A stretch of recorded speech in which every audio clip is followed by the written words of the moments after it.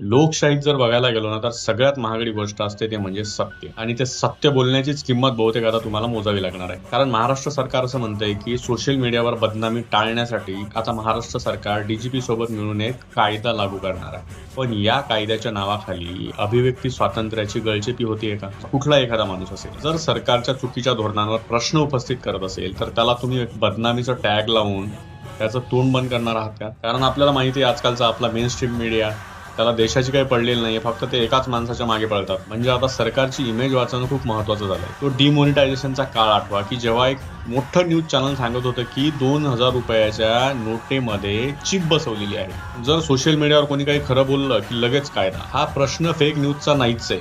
हा प्रश्न आहे तुमच्या आमच्या बोलण्याच्या अधिकाराचा. हा कायदा नक्की बदनामी रोखण्यासाठी आहे की भीती घालण्यासाठी? आमदार खासदारांनी जे कमिटमेंट केलेले असतात ना, ते जर फुलफिल होत नसतील तरी त्यांच्यावर गुन्हा व्हायला पाहिजे. कारण तेही खोटे बोलले. चुकीचं बोलणाऱ्यांवर कारवाई करा, पण खरं बोलणाऱ्यांची मुस्कटदाबी झाली नाही पाहिजे.